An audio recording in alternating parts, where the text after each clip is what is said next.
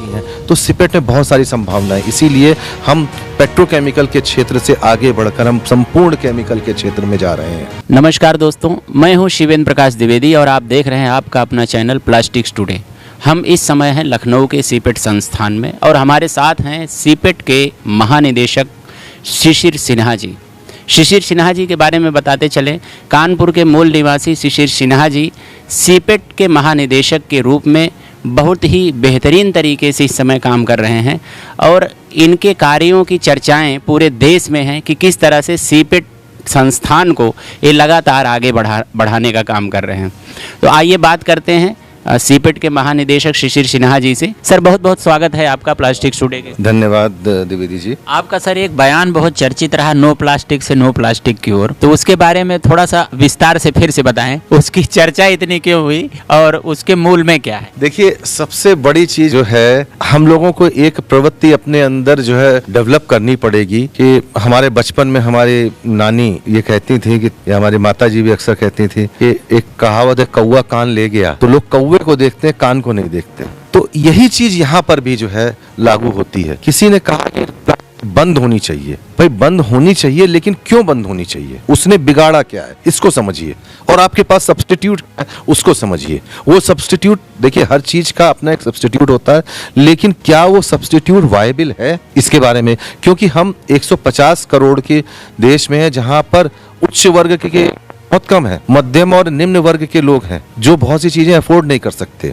तो मैंने एक सर्वे करवाया था, एक आम आदमी दिन प्रतिदिन में कितने अलग अलग के प्लास्टिक के प्रोडक्ट का इस्तेमाल करता, तो आपको जानकर आश्चर्य होगा कि वो संख्या 1000 में निकली। टूथब्रश से लेके टूथपेस्ट से लेके उसमें अलग अलग तरीके की कौन कौन सी प्लास्टिक्स होती हैं, क्या होता है, तो वो सब चीज़ों, अब उनका सब्स्टिट्यूट ढूंढना, उनको इकोनॉमिकली वायबल बनाना, उनको जो है समाज के हर जगह पहुंचाना, ये एक बड़ा दुरूह काम है।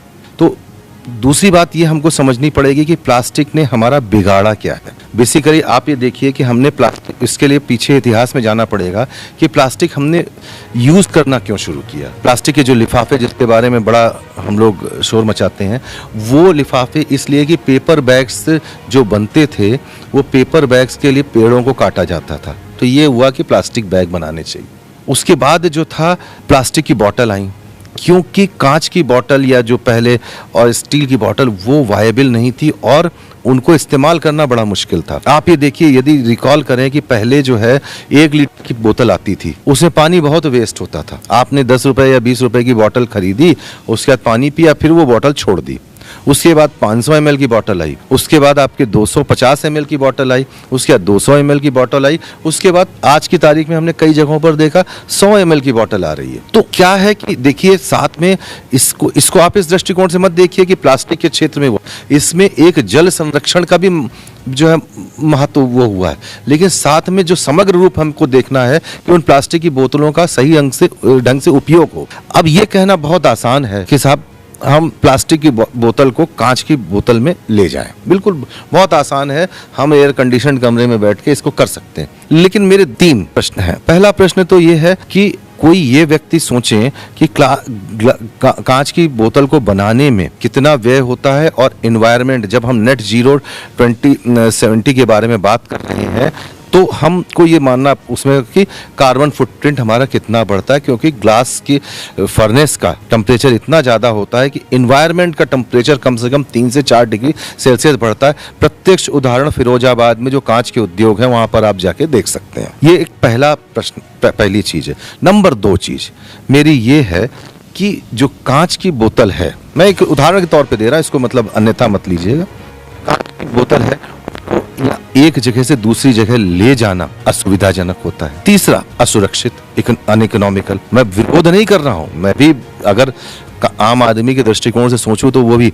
अब आप ये देखिए कि वैज्ञानिक दृष्टिकोण से कांच की बोतल को हम क्यों यूज करते हैं और प्लास्टिक की बोतल को क्यों यूज करते हैं, उसकी वजह यह है कि प्लास्टिक सस्ती है, प्लास्टिक और कांच दोनों जो है इनर्ट, जो किसी चीज से रिएक्ट नहीं करते, इसलिए हम इसको इस्तेमाल करते हैं। आम आदमी की जो अफोर्डेबिलिटी है वो प्लास्टिक की बोतल के प्रति है।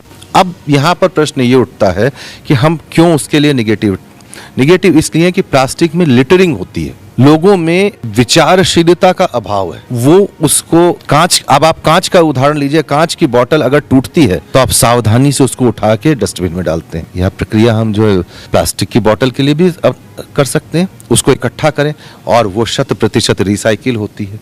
तो एक नो प्लास्टिक से KNOW, आप अगर 1000 तरीके के विभिन्न प्रोडक्ट्स के बारे में बात करें तो कहाँ समाधान है? कहीं समाधान नजर नहीं आता। अभी तक हम लोग केवल 50-60 प्रोडक्ट्स ही ऐसे बना पाए हैं जो कि इकोनॉमिकली वायबल भी नहीं है। देश की 150 करोड़ जनता तक पहुंचाना ये भी एक बड़ा महत्वपूर्ण काम है। तो केवल हमको सोच बदलने की जरूरत है। मैं ये कह सकता हूं कि थर्मोप्लास्ट, सारी जितनी भी प्लास्टिक है वो 100% रिसाइकिल हो सकती है। केवल हमें सोर्स सेग्रीगेशन चाहिए, हमें जो है प्रॉपर रिसाइकलिंग टेक्नोलॉजी चाहिए, और इसके लिए सिपेट काफ़ी काम कर रहा है।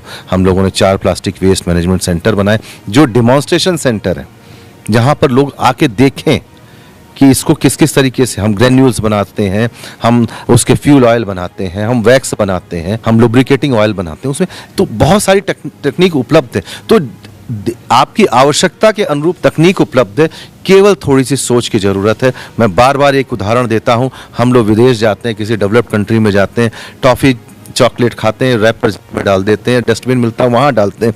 भारत में आए, हमारी सोच इतनी ख़राब है, मैं इसके लिए क्षमा प्रार्थी हूँ, लेकिन कार का शीशा बाहर सड़क पे डाल दिया। इस सोच को बदलना है और उसमें वैल्यू एडिशन देखना है, उससे वैल्यूएबल प्रोडक्ट्स क्या निकल सकते हैं उसके बारे में शोध करने की ज़रूरत है। प्लास्टिक से सुरक्षित कोई चीज़ नहीं है। आप स्वयं जो है आजकल बहुत सारे कांच के लेंस प्लास्टिक के लेंस में रिप्लेस हो गए हैं। हम जो कपड़े पहनते हैं अधिकतर जो है उसमें प्लास्टिक है। बहुत सारे कंसर्न चीज़ें ली गई हैं कि माइक्रो प्लास्टिक्स के बारे में, वो ये है कि अगर हम चीज़ों को सही अर्थों में, सही इन्वायरमेंट में, सही जगह इस्तेमाल करें तो उसकी भी संभावनाएं कम हो सकती हैं।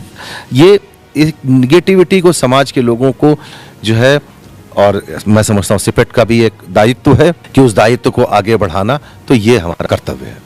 सिपेट महानिदेशक के रूप में आगे की आपकी कार्य योजनाएं क्या है, उसके बारे में थोड़ा बताएं। देखिए, सिपेट का जो कार्य क्षेत्र है वो 4 भागों में विभक्त है। स्किलिंग, देश की प्रमुख संस्था है जो स्किल डेवलपमेंट ट्रेनिंग प्रोग्राम, चाहे री स्किलिंग हो, चाहे अप स्किलिंग हो, चाहे नई स्किल को प्रोवाइड करना हो, उसके बारे में जो है वो जानकारी देती है। और हम करीब 75,000 स्किल मैन पावर को हर बार जो है हम लोग हर वर्ष करते हैं, जिसको कि हमें उद्देश्य है, हमें टारगेट दिया गया है कि 2029 तक 1,20,000 तक प्रतिवर्ष तक पहुंचाना है। दूसरा हमारा टेक्नोलॉजी सपोर्ट सर्विसेज हैं। तो टेक्नोलॉजी सपोर्ट सर्विसेज में चूंकि सिपेट के पास सबसे बड़ा प्लस पॉइंट ये है कि पूरे देश में उनकी उपस्थिति है। हमारे 48 संस्थान विभिन्न प्रदेशों में कार्यरत हैं और उसमें हमारे जो सहकर्मी हैं वो तन मन धन से सब उसमें लगे हुए हैं। तो जो टेक्नोलॉजी सपोर्ट सर्विसेज में कोई भी चीज़ आपको टेस्ट करना है, डेवलप करना है, उसके बारे में एकेडमिक विंग है हमारा, जहाँ पर हम डिप्लोमा से लेके बीटेक, एमटेक, पीएचडी की डिग्री प्रोवाइड करते हैं। 3 हमारे जो है रिसर्च सेंटर्स हैं। तो इनमें ये समग्र रूप से स्टार कॉन्सेप्ट को बनाते हैं और इसमें पिछले कुछ वर्षों में सिपेट जो है उसको उद्योग जगत का इतना सहयोग मिला कि सिपेट जो है स्वावलंबी संस्थान बना। आगे की योजनाओं में जब मैंने आपको बताया कि हमारे जो विशिष्ट रूप से 2 जो हैं मुख्य माननीय प्रधानमंत्री जी के जो विज्ञान जगत को दिए गए हैं, वो 2 मुख्य टारगेट्स हैं, विकसित भारत 2047 और नेट जीरो 2070। उसमें अपार संभावनाएं हैं। नए नए प्रोडक्ट्स बनने हैं, नए नए प्रोसेस बनने हैं, इको फ्रेंडली प्रोसेस बनने हैं, आयात पर निर्भरता कम करनी है। तो सिपेट में बहुत सारी संभावनाएं, इसीलिए हम पेट्रोकेमिकल के क्षेत्र से आगे बढ़कर हम संपूर्ण केमिकल के क्षेत्र में जा रहे हैं। और साथ में एक मैं और बहुत अच्छी चीज़ आपको बताना चाहता हूँ कि सिपेट जो है वन स्टॉप सोल्यूशन या होलिस्टिक अप्रोच पर काम करता है। इसका उदाहरण ये है कि अभी पिछले 3-4 महीनों में हम लोगों ने अपने मंत्रालय के सहयोग से 8 कार्यशालाएं या training programme chemical process safety के लिए आयोजित किए हैं, जिसमें लोगों को सेफ्टी के बारे में जो उद्योग जगत के लोग हैं उनको कार्य क्षेत्र में क्या सेफ ऑपरेशन करना है उसके बारे में भी बताने का हम लोगों ने किया। और ये मुझे कहते हुए बड़ा हर्ष हो रहा है कि जो कार्यक्रम मंत्रालय के सहयोग से हम लोगों ने आयोजित किया उस पे उद्योग जगत का भरपूर सहयोग मिल रहा है और कहीं कहीं जगहों पर तो हम लोगों को रजिस्ट्रेशन भी बंद करने पड़ रहे हैं। तो ये जो है आप ये देखिए कि विगत कई वर्षों में समाज में लोगों में जागरूकता आई है, लोगों की सोच बदली है और इसमें बहुत सारी सरकार की योजनाओं का भी हाथ है। जैसे स्वच्छ भारत अभियान में लोगों को जागरूकता आई कि हाँ भाई प्लास्टिक के प्रति हमें जो है लिटरिंग को प्रमोट नहीं करना है, नई नई चीज़ों के बारे में सोचना है और जो हमारी यंग जनरेशन है उसको और आगे बढ़ाना है। इसीलिए हमने जो है अपने जो भी सहकर्मी हैं उनको एक ओपन संवाद का अवसर दिया कि वो नए नए आइडिया लेकर आएँ और इन्हीं सब चीज़ों से सिपेट जो है वो और आगे जो है बढ़ेगा। बेसिकली 2 टारगेट, विकसित भारत 2047, नेट जीरो 2070, इसमें समग्र चीज़ें सब। सर नई पीढ़ी के लिए आप क्या मैसेज देना चाहेंगे, क्योंकि नई पीढ़ी के डेवलपमेंट के लिए आप हमेशा काफ़ी मुखर रहे हैं, तो उसके लिए आप क्या कहें? सबसे पहली चीज़ नई पीढ़ी को ये समझना चाहिए कि भारत देश एक अपार संभावनाओं का देश है। आपको एक उद्देश्य दे दिया गया कि ये विकसित भारत 2070 में ये काम करना है। अब उसको जीरो डाउन करके कैसे आपको आगे बढ़ना है, अपना राह खुद चुननी है। सरकार, शिक्षा संस्थान, उद्योग जगत ये आपको एक पीछे से पुश करने के लिए है। तो अपार संभावनाएं हैं। आप ये देखिए, मैं चूंकि एक शिक्षा के क्षेत्र में भारतीय प्रौद्योगिकी संस्थान में प्रोफेसर भी हूँ, मैं एक चीज ये देखता हूँ कि जब मैंने ज्वाइन किया था आईआईटी सिस्टम तब विदेश जाने की प्रवृत्ति बहुत, विगत 5, 6, 7 सालों में विदेश से आने वालों की प्रवृत्ति बहुत। ये देश की सबसे बड़ी चीज है। मैं जब विभागाध्यक्ष था रासायनिक अभियांत्रिकी विभाग का, तब ये था कि हमारे पास विदेशों से लोग अप्लाई करते थे, जो भारतीय विदेश में चले गए वो अप्लाई करते थे।